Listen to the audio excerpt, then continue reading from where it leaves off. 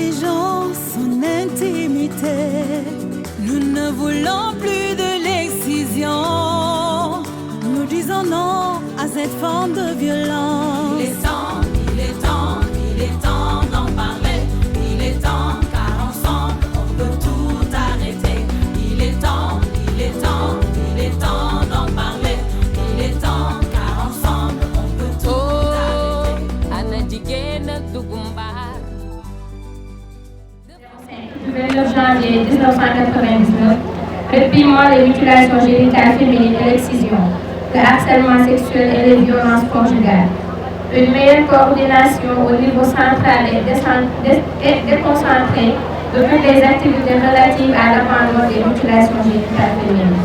La participation effective des jeunes à tous les niveaux et réflexion stratégique en œuvre des activités pour l'élimination des mutilations génitales féminines au Sénégal. La mise en place de centres d'accueil et de prise en charge des victimes des mutilations génitales féminines dans toutes les régions du Sénégal. Et enfin, l'appui à l'autonomisation des femmes et des filles victimes de ces mutilations génitales féminines. Pour permettre aux enfants de continuer leurs études, mais aussi à ce que les enfants puissent assurer leur plein potentiel. Le changement social ne se décrète pas. Le changement de comportement ne peut pas se faire en un seul jour. Vous avez constaté qu'avant, c'était plus accru qu'aujourd'hui. Aujourd'hui, des gens dénoncent. Aujourd'hui, il y a un système de référencement. Aujourd'hui, il y a un système de prise en charge. Aujourd'hui, il y a des réinsertions. Parce qu'avant, ça n'existait pas. C'est parce qu'il y a eu des activités de sensibilisation. On ne s'arrêtera pas tant qu'il y aura une seule personne qui sera mariée de force. On ne s'arrêtera pas tant qu'il y aura une seule personne qui sera mariée avant l'âge de 18 ans. On ne s'arrêtera pas tant que les gens continueront à utiliser au berceau. Nous, on a des stratégies, mais ceux qui aussi font, pratiquent ces genres de choses-là, développent aussi d'autres stratégies. C'est pourquoi il faut continuer à sensibiliser pour que les autorités puissent avoir l'information, pour que les décideurs puissent avoir l'information. Effectivement, parce que la loi de l'Omerta, ça doit changer. La peur doit changer de camp. Il faut que les gens acceptent de dénoncer les violences qu'ils ont subies. Il faut que les communautés aussi acceptent de se solidariser avec ceux qui ont subi ces violences ou celles qui ont subi ces violences-là.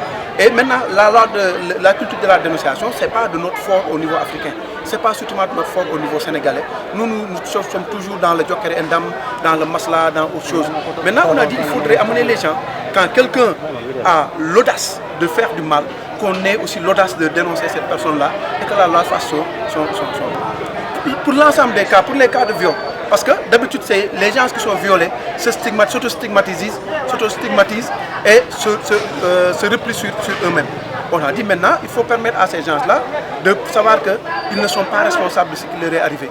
Que les parents aussi puissent accompagner ces filles-là et que ces filles-là puissent dénoncer pour que la loi puisse faire son travail. Que ces bourreaux-là puissent être emprisonnés. Parce que si on ne dénonce pas un cas de viol, la personne va continuer à perpétrer parce qu'il va dire que comme je l'ai fait et qu'on n'a rien fait, je vais continuer à le faire et demain je vais demander la clémence. Non, on n'a pas encore une étude chiffrée des cas de viol, mais on reçoit des cas et ces cas-là sont transmis au niveau de la justice qui fait son travail pour Kolda. Qui c'est Kolda, c'est que les cas qui ont été transmis au niveau de la justice ont eu gain de cause. Pour les cas d'attouchement et autre chose, on a une justice qui travaille en étroite collaboration avec la communauté, qui travaille en étroite collaboration avec les services de l'État et on remercie le parquet de Kolda dans ce sens-là parce que ce travail-là, même pour les activités de communication, de formation, le parquet se déplace pour former les communautés sur ce que dit la loi par rapport à ces cas. En ce moment, on est en train de travailler pour la vulgarisation de la loi sur le viol et on continue à le faire et le parquet nous appuie dans ce sens. Chef du service départemental de l'action sociale, monsieur le directeur du CEDEPS, monsieur le coordonnateur du centre conseil ado, chers jeunes membres du réseau des jeunes contre les mutilations génitales féminines,